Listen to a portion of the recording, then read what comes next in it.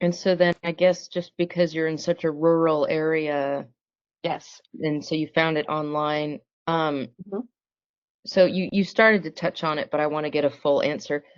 Can you describe how the app helped you in ways traditional therapy did not? If you can talk to like the convenience, the consistency, the customization. Right. Well, I loved the convenience and the consistency. I did it every day, Awesome. which is parts of it were a little frustrating. There were a whole bunch about percentages, and I was able to discover that yes, I am still absolutely awful at percentages. That never changed. But I did it every day, and I am not going to drive to Pier and back, which would have been 3, 4 hours every day. That's not going to happen. You'd have to move there. Like there's no way that Yeah, you could stay living on your farm. You would have had to no. literally relocate. I would have, and I don't think there's anybody in Peer who would have been doing this kind of cognitive therapy either. Like there's a lot of, before I started this, I wanted my husband to get the memory card game. Are you familiar with that? Um, I think so. It's similar to part of constant therapy in that you lay out the cards in a grid and then you turn over and you're trying to get matches, and whoever gets the most pairs win. I used to work at an orphanage in Haiti, and I would have people play this game with their kids because it's one way that even if you can't talk to each other, the kid can honestly win a game, which makes them feel wonderful. Yeah. Yeah. So I was just thinking, my memory is still awful. It was awful before. It still is just terrible. Um, but I was thinking that would be really useful to be able to, to do something like that. My husband didn't get the card game that I specified, but I just wanted to like kind of look and see what that was. I was told at the beginning I should try playing Yeah, Sudoku. Sudoku. Yeah, I never did, but I was just thinking there has to be some way that I can get cognitive therapy without driving for hours. I mean, I have the motivation. I have some technology. I should be able to do this. So, So the convenience and that yeah, it it's was online. so convenient. And I think it may have actually, I mean, not just because the chart says so, but I think I might actually be smarter because of this than I was. And I don't know if I was as smart as I was before the stroke, but I think I'm smart enough. That'll do. In what ways do you feel like you're better than the previous baseline? I think my issue spotting is better, which is important if you're a lawyer. If somebody tells you a story, you have to go, wait, that didn't sound quite right.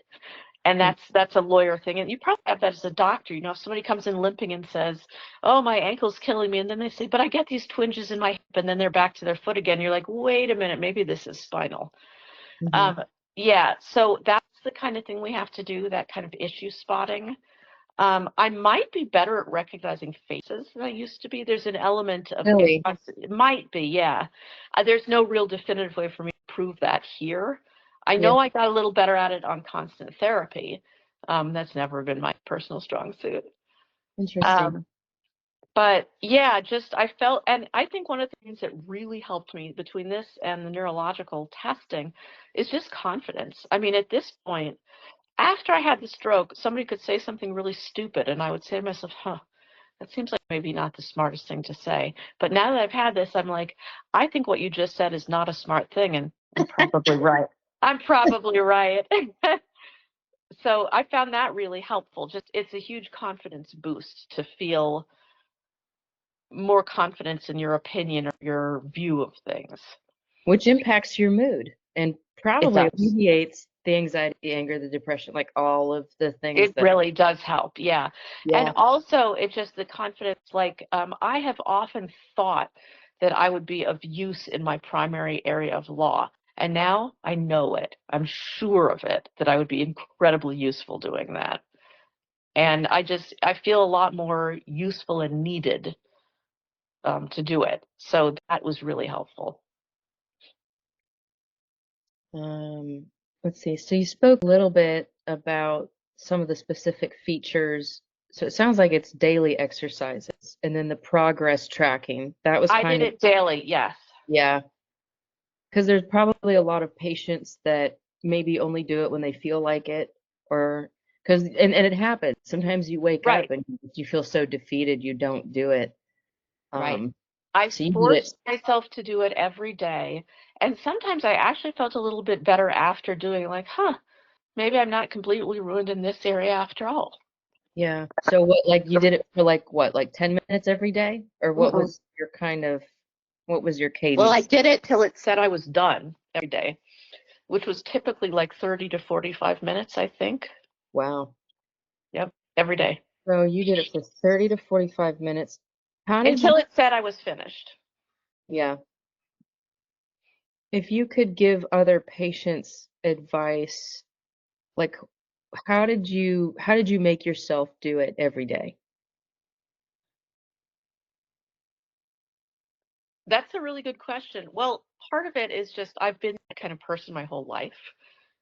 Um, it So didn't maybe matter if I wanted to. I was just doing it because that was what I needed to do. I guess and like if you had to talk to some like another stroke survivor who maybe does Mhm. not have the resilience that you have, what nugget of advice would you give? If you want to achieve, oh, marathons are run one step at a time. Yeah, I You love know, if you don't take that step, you will never finish. I just one step promise. at a time. Yep. Yeah. If you don't take each step, you will never finish. Don't worry about finishing, just worry about taking just today. Well, it's like what we tell alcoholics or addicts. Yeah, Just for today, I'm not going to use just today. yeah. And that's with constant therapy. That's the thing about, okay, just today, I'm going to do it. And sometimes I would tell it flat out, don't give me any more of these percentages problems. I can't do it. And so for a little bit, it went with just some really basic arithmetic. And I was just like, oh my gosh, this isn't what I need. This is like too easy. So I actually went online and like sort of refamiliarized myself a little bit with percentages. They're still not amazing, but that was part of what I needed to do to just get through that, to get through. Because if you're not able to do it at all, then something about the application isn't set right for you. Okay, so if you're really hitting a wall, it sounds like there's options for you to reconfigure your exercises. Yes, yes, I got no percentages for several days, and instead I got like addition or subtraction problems. I'm like, oh my word, yeah, I could do that. I also, for those math problems, just like in real life, I allowed myself to use a calculator because I do that in real life. It doesn't say that on the app. It Hmm. actually provides you some sort of something similar to scratch paper where you could in theory write on it with your finger, which I can't do anyway. But I use a calculator just like I would in real life if I had to calculate something. Hmm. But you still, with percentages, the calculator is nice, but it doesn't solve the problem. It's about steps and order of events. So, I really think that's profound what you said a second ago. Just one step at a time. yep, Because you get overwhelmed looking at, oh my goodness, look how far I have to go. It's just no, right. just focus on today. Today I will do my Yeah, exercises. just today I'm going to do the best I can on this exercise. And chances are it's extremely likely that you will have increased somewhat. And if you do this every day, when you look back over a month, you're like, holy smokes, I'm a lot better than I was. Hmm. But I think doing it every day is critical. Okay. And the So same thing it's- with physical stuff. I mean, you've got to do it every day, even if it's just a little bit. And this is not bodybuilding. It's not like you do chest twice a week. It's not like you do CT once or twice a week. You do it every single day. It's just like you do walking every day. mhm. You do eating and swallowing every day. This you have to do every day. And this is for your brain. I mean, most people, if they were given a choice between chewing and swallowing or their brain, they would say, tube me and give me back my brain. Hmm. Yeah, and I guess with it being on an app and online, because it's not practical for people to do this sort of therapy inpatient, in person. You can't do what you did in person every single day. It's not practical. No. Like No, if and I did it I Sundays too, and it would even say it, wow, therapy on a Sunday. I'm like, yeah, every day. I don't care what day of the week it is. I never gave myself a day off because constant therapy, I mean, even if I'm taking 30 to 45 minutes, it's not that long. You can do it every day. And yeah. if you have to, give yourself 45 minutes of doing nothing afterwards. Hmm. But just get through the day's therapy, and it's laid out day by day for you. You don't even have to decide where to stop. It'll tell you that's all for today. And so how long did you do it every day for? Like how many weeks or months?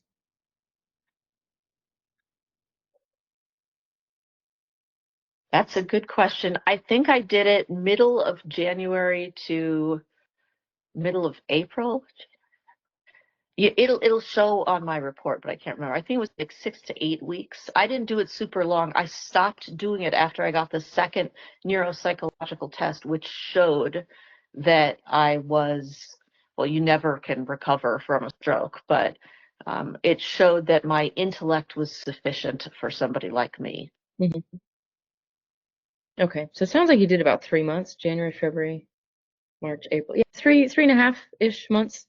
Yeah, probably. What Yeah. was it like Okay.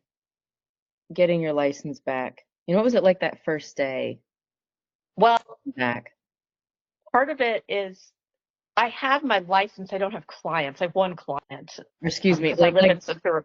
I think you Yeah. know what I meant though, going back to work again. Well, getting the license back was huge, but it's because I live in such a small place. Losing the license was so depressing. When you're a member of the bar, an active member, they send you a gold license. The inactive license is silver. Most people don't know that. I do now. But it's really exciting to just know that you have that back. For me, work has been a really big source of identity as well.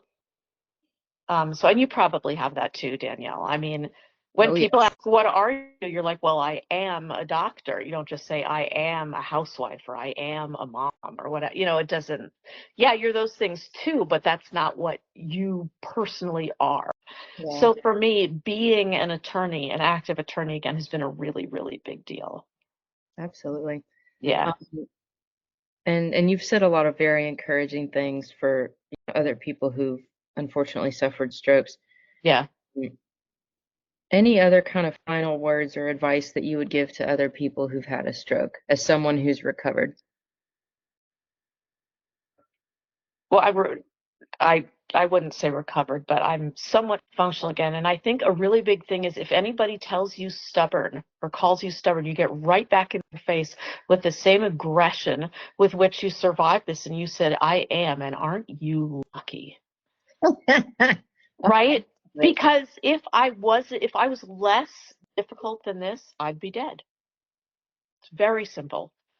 There's not a lot of, there's not a lot to, there's no mystery. The doctors generally are still astonished that I'm here. Hmm. I should be, if I'm here at all, first I should be dead, but if I'm not dead, I should be in a wheelchair drooling and not capable of speaking or eating or reading. And in fact, I'm none of those things. I do speak. I speak in 3 languages. I do read all the time. I eat too much. But, and they still won't let me play with the wheelchair, sadly, but we get what we get. Yeah. Yeah, you have to, I think if you are a stroke survivor, a stroke warrior, I think people who haven't had a stroke and don't know you have no idea what you are capable of. I don't think that they can really limit you, and I don't think that the way your brain should have been will limit you because obviously neuroplasticity is a thing. I Hmm. can run, I can jump. If you put me in a grid, like standing in a center square with like a grid of tiles all around and then different colors after that, and just like instruct me jump to the right corner, jump to the left corner, jump to the back rear corner, I can do that. Hmm. So jumping really surprises a lot of people. If you had a stroke and you can jump, they're like stunned, especially when you can stick the landing. But other people can't really know. So my advice is if you haven't had a stroke, get life insurance, disability insurance, whatever, because I mean, a lot of times I think it's like getting hit by a car. It was that unplanned and unsurprising and life-changing. Hmm. But I feel like, well, I don't know if it's not, not everybody who gets hit by a car has a head injury, but people really tend to underestimate. I guess it depends on you and how you do it. But so I think that finding ways that you can be helpful is really good. Seeing if there's like a way that you can help your family, even if it's just a little bit, if you do a little thing every day for your family, that can be really helpful. Hmm.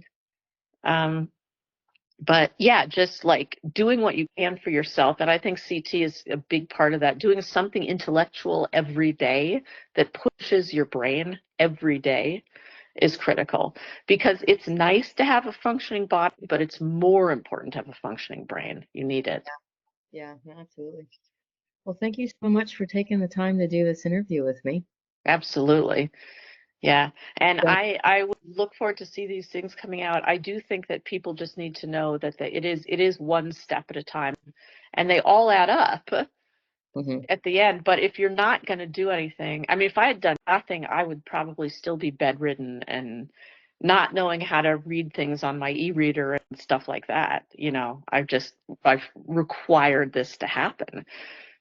That's really important. And I think that's important. And then I think that the stuff that you're going to do with a professional, I mean, if you don't know what basic ailments are, you shouldn't be a doctor. Yeah. Maybe there's something else out there. Well, I think you're just a marvel. I mean, and Thank you're you. just setting a great example, for other people. Like, oh, if Diana did this, well, I can do it. Yeah, I think a lot of people can do it. And the other thing is, you got to think about, what else have I done in my life that people thought maybe I couldn't do, but really I can? Hmm. Because there may be quite a little bit like that. And even if you can't, like, I did 3 really important acts in my life before this happened to me, and I am grateful I did them before. But I don't think anybody would have expected I could do several of those things. I mean, one of my acts is getting through law school. I made it, and I think a lot of people figured I could probably do that. But the other 2 things, I don't think they would have expected me to be able to do. And I did do them because they needed to be done, and I was there, so I did them. And I think most people probably have stuff like that, and they should probably even write it down. Like, what have I done with my life? I had a shrink have me write down impressive things I did before and impressive things I've done after. And there's Okay, actually a number of things I've done after that were of use to the world. wonderful. Yeah.